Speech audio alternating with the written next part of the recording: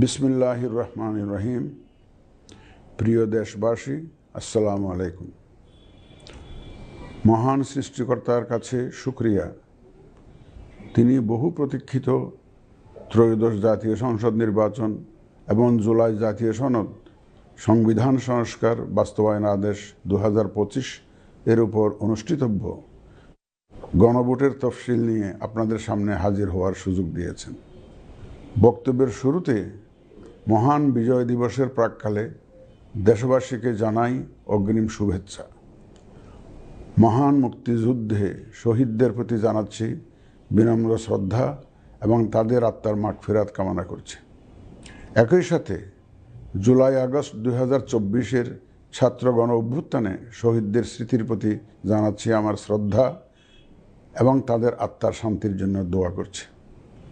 মহান মুক্তিযুদ্ধ থেকে শুরু করে 2024-এর ছাত্র গণ অভ্যুত্থান পর্যন্ত সার্বভৌমত্ব এবং গণতন্ত্র প্রতিষ্ঠা ও রক্ষার সকল আন্দোলনে যারা আহত, নির্যাতিত ও ক্ষতিগ্রস্ত হয়েছেন তাদের প্রতি জানাই আমার আন্তরিক সমবেদনা। আহতদের দ্রুত আরোগ্য এবং স্বাভাবিক জীবনের জন্য প্রার্থনা করছি। প্রিয় দেশবাসী, জাতি হিসেবে আমাদের অমোঘ শক্তি হচ্ছে স্বাধীনতা, সার্বভৌমত্ব ও গণতন্ত্রের জন্য আমাদের ভালোবাসা ও আত্মত্যাগ। জাতির প্রত্যাশাকে ধারণ করে আমাদের সংবিধান রাষ্ট্রের উপর জনগণের একচ্ছত্র মালিকানা নিশ্চিত করেছে। জনগণের প্রতিনিধিত্বশীল মালিকানা প্রতিষ্ঠার একমাত্র পথ হচ্ছে নির্বাচন।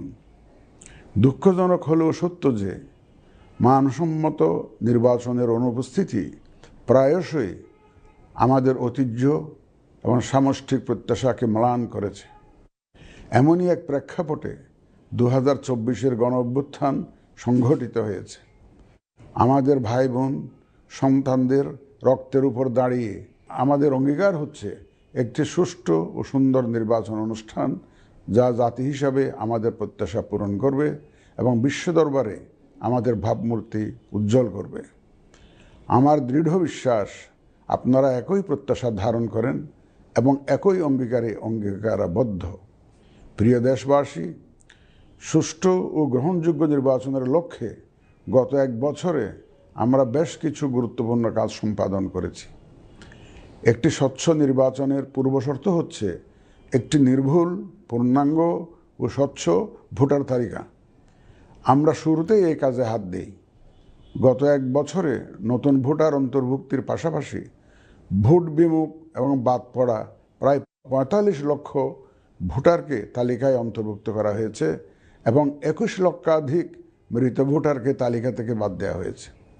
নারী ভোটারদের যথাযথ অন্তর্ভুক্তির অভাবে পুরুষের সাথে নারী ভোটারের ব্যবধান বেড়ে প্রায় 29 লক্ষে গিয়ে দাঁড়ায়। বাদ পড়া নারী ভোটারদের মাঝে সচেতনতা সৃষ্টির মাধ্যমে সেই ব্যবধান উল্লেখযোগ্যভাবে কমিয়ে আনা হয়েছে। আইন সংশোধন করে ভোটার হওয়ার যোগ্যতার তারিখ প্রতি বছর 1 জানুয়ারির পরিবর্তে কমিশন কর্তৃক নির্ধারিত দিনে নির্ধারণ করা হয়েছে। এর ফলে 31 অক্টোবর 2025 পর্যন্ত যোগ্য তরুণ ভোটারগণ ভোট দিতে পারছেন। গত 18 নভেম্বর প্রকাশিত তালিকা অনুযায়ী বর্তমানে দেশে ভোটারের সংখ্যা দাঁড়িয়েছে 12,76,95,183 জনে। এর মধ্যে পুরুষ ভোটারের সংখ্যা 6,48,14,907 জন এবং নারী ভোটারের সংখ্যা 6,28,79,042 জন। গত এক বছরে নির্বাচন কমিশনের সক্ষমতা বৃদ্ধির পাশাপাশি সংশ্লিষ্ট সকলের জবাবদিহিতা বাড়াতে আমরা বহুবিধ আইনি ও কাঠামোগত সংস্কার সম্পন্ন করেছি। গণপ্রতিনিধিত্ব আদেশ এবং রাজনৈতিক দল ও প্রার্থীদের আচরণবিধিতে যথাযথ পরিবর্তন, সংশোধন ও পরিমার্জন করা হয়েছে। নির্বাচন ব্যবস্থা সংস্কার কমিশনের বিভিন্ন সুপারিশের পাশাপাশি নির্বাচন কমিশনের নিজস্ব মূল্যায়ন ও অংশীজনের পরামর্শের ভিত্তিতে এসব সংস্কার করা হয়েছে। এই উদ্যোগ সফলভাবে সম্পন্ন করতে সহযোগিতার জন্য আমি অন্তর্বর্তীকালীন সরকার, নির্বাচন ব্যবস্থা সংস্কার কমিশন ও জাতীয় ঐকমত্য কমিশন সহ সকল অংশীজনদের জানাই আমার কৃতজ্ঞতা। প্রিয় দেশবাসী, বিভিন্ন কারণে এবারের নির্বাচন আমাদের জাতির ইতিহাসে অনন্য ও গুরুত্বপূর্ণ। প্রথমত, প্রকৃত গণতান্ত্রিক ধারা পুনঃপ্রতিষ্ঠার পাশাপাশি কাঙ্ক্ষিত সংস্কার প্রশ্নে সিদ্ধান্তের নির্বাচন এটি। এবার জাতীয় সংসদ নির্বাচন ও গণভোট একই দিনে অনুষ্ঠিত হবে, যা একটি নতুন অভিজ্ঞতা। দ্বিতীয়ত, সংশ্লিষ্ট সকল রাষ্ট্রীয় ও গণতান্ত্রিক প্রতিষ্ঠানের জন্য এই নির্বাচন হচ্ছে সক্ষমতা প্রমাণ করে ভাবমূর্তি পুনরুদ্ধারের অনন্য সুযোগ। তৃতীয়ত, দীর্ঘ গণতান্ত্রিক আন্দোলন সংগ্রামের পর দেশের স্বার্থে রাজনৈতিক দলসমূহের মাঝে সৌহার্দ্যপূর্ণ গণতান্ত্রিক প্রতিযোগিতার ধারা প্রবর্তনের দাবি রাখে এই নির্বাচন। চতুর্থত, প্রায় অকার্যকর পোস্টাল ভোট ব্যবস্থাকে পরিমার্জন করে এই নির্বাচনে একটি কার্যকরী রূপ দেয়া হচ্ছে। বিশেষ করে বাংলাদেশের অন্যতম চালিকা শক্তি আমাদের রেমিটেন্স যোদ্ধা তথা প্রবাসী বাংলাদেশি ভোটারদের প্রথমবারের মতো ভোটের আওতায় আনা হচ্ছে। একইভাবে প্রথমবারের মতো ভোটের আওতায় আসছেন আইনি হেফাজতে থাকা ভোটারগণ। এছাড়াও নিজ নির্বাচনী এলাকার বাইরে কর্মরত সরকারি কর্মচারী এবং নির্বাচন অনুষ্ঠানের সাথে সম্পৃক্ত ব্যক্তিগণ পোস্টাল ব্যালটের মাধ্যমে এবার ভোট দেবেন। প্রিয় ভোটারবৃন্দ, ভোট আপনার শুধু নাগরিক অধিকারই নয়, বরং পবিত্র আমানত ও দায়িত্ব। এই দায়িত্ব সচেতনভাবে আপনারা পালন করবেন, এ আমার বিশ্বাস। যে কোনো ভয়ভীতি, প্রলোভন, প্রবঞ্চনা এবং সীমাবদ্ধতার ঊর্ধ্বে উঠে নিঃসংকোচে আপনাদের ভোটাধিকার প্রয়োগ করুন। আপনাদের নিরাপদ ও উৎসবমুখর অংশগ্রহণ নিশ্চিতকল্পে সংশ্লিষ্ট সকল প্রতিষ্ঠান ও বাহিনী কাজ করবে। ধর্ম, গোত্র, গোষ্ঠী, লিঙ্গ নির্বিশেষে সকলে এই আনন্দ আয়োজনে অংশগ্রহণ করুন। পরিবারের প্রতিবন্ধী, বয়স্ক ও সন্তান সম্ভবা মা সহ সকলকে নিয়ে ভোট দিতে আসুন। আমি আশা করি আপনাদের স্বতঃস্ফূর্ত অংশগ্রহণের মাধ্যমে ভোটের অনুষ্ঠান উৎসবে রূপ নেবে। প্রবাসে বসবাসরত প্রিয় ভোটারগণ, প্রবাস থেকে ভোটদানের জন্য নিবন্ধন কার্যক্রম গত 18 নভেম্বর থেকে চলমান আছে। আগামী 25শে ডিসেম্বর পর্যন্ত পোস্টাল ভোট বিডি অ্যাপের মাধ্যমে পৃথিবীর যে কোনো স্থান থেকে ভোটদানের জন্য আপনারা নিবন্ধন করতে পারবেন। আপনারা এই সুযোগ গ্রহণ করে ভোটে অংশ নিন, দেশ গঠনে আপনাদের অধিকার বুঝে নিন। প্রবাসী ভোটারগণ ছাড়াও দেশের ভিতরের 3 ধরনের ভোটার পোস্টাল ব্যালটে ভোট দিতে পারবেন, যা ইতিমধ্যে উল্লেখ করেছি। প্রবাসী ভোটারগণের পাশাপাশি এই 3 ধরনের ভোটারগণ আগামীকাল থেকে শুরু করে আগামী 25শে ডিসেম্বর 2025 পর্যন্ত পোস্টাল ভোট বিডি অ্যাপের মাধ্যমে এবং নির্ধারিত পদ্ধতিতে পোস্টাল ভোটের জন্য নিবন্ধন করতে পারবেন। ব্যক্তি ভোটার ও প্রতিষ্ঠানসমূহের প্রতি আমার আহ্বান, আসুন আমরা আমাদের ভোটাধিকার নিশ্চিত করি এবং ভোটে অংশ নেই। প্রিয় দেশবাসী, বর্তমান সময়ে সামাজিক যোগাযোগ মাধ্যমে বিভিন্ন বিভ্রান্তিমূলক তথ্য ছড়ানো হয়ে থাকে।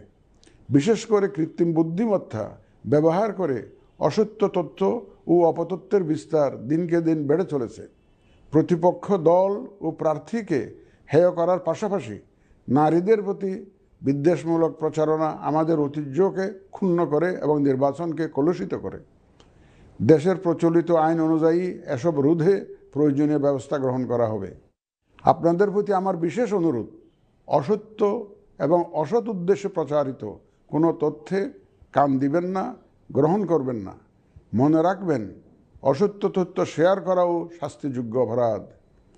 আমি এবার নির্বাচনে অংশগ্রহণে ইচ্ছুক প্রার্থী এবং দলসমূহের প্রতি 2-1টি কথা বলতে চাই। আসুন আমরা আচরণবিধি মেনে একটি শান্তিপূর্ণ ও উৎসবমুখর নির্বাচন নিশ্চিত করি। শান্তিপূর্ণ সহাবস্থান এবং পারস্পরিক শ্রদ্ধা নিশ্চিত করে ভোটারদের বিশ্বাস ও আস্থা অর্জনই হোক আপনাদের লক্ষ্য। নির্বাচনে দায়িত্ব পালনকারী প্রিয় সহকর্মীবৃন্দ, নির্বাচন কমিশন স্বচ্ছতা, নিরপেক্ষতা এবং দৃঢ়তার সাথে দায়িত্ব পালনে বদ্ধপরিকর।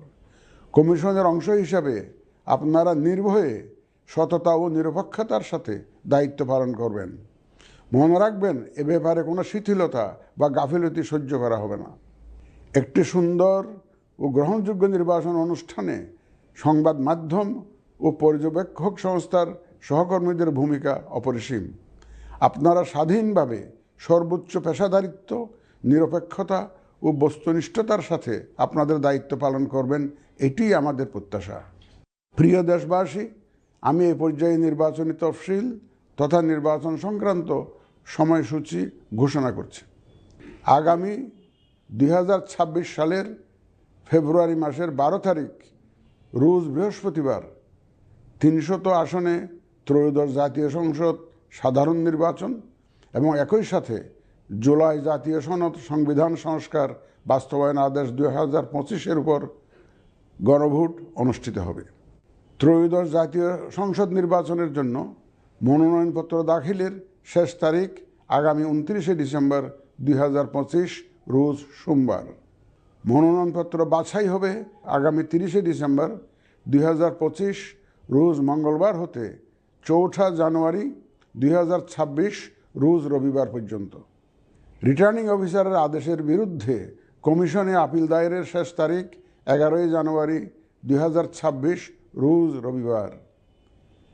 কমিশনে দায়েরকৃত আপিল নিষ্পত্তির তারিখ 12 জানুয়ারি 2026 রোজ সোমবার থেকে 18 জানুয়ারি 2026 রোজ রবিবার পর্যন্ত। প্রার্থিতা প্রত্যাহারের শেষ তারিখ 20 জানুয়ারি 2026 রোজ মঙ্গলবার। রিটার্নিং অফিসার কর্তৃক চূড়ান্ত প্রার্থী তালিকা প্রকাশ ও প্রতীক বরাদ্দ 21 জানুয়ারি 2026 তারিখ রোজ বুধবার। নির্বাচনী প্রচারণা চলবে 22 জানুয়ারি 2026 রোজ বৃহস্পতিবার হতে ভোট গ্রহণ শুরুর 48 ঘন্টা আগ পর্যন্ত তথা আগামী 10 ফেব্রুয়ারি 2026 রোজ মঙ্গলবার সকাল 7:30 পর্যন্ত। ভোট গ্রহণ হবে 2026 সালের ফেব্রুয়ারি মাসের 12 তারিখ রোজ বৃহস্পতিবার। নির্বাচন প্রক্রিয়ায় সকল রাজনৈতিক দল ও প্রতিদ্বন্দ্বী প্রার্থী সহ ভোটারদের আন্তরিক অংশগ্রহণ ও সক্রিয় সহযোগিতা কামনা করছি। সকলের প্রতি আমার আহ্বান, আসন্ন ত্রয়োদশ জাতীয় সংসদ নির্বাচন ও গণভোট সফল করে আমাদের গণতান্ত্রিক অগ্রযাত্রায় ঐতিহাসিক ভূমিকা রাখুন। মহান আল্লাহ আমাদের সহায় হন।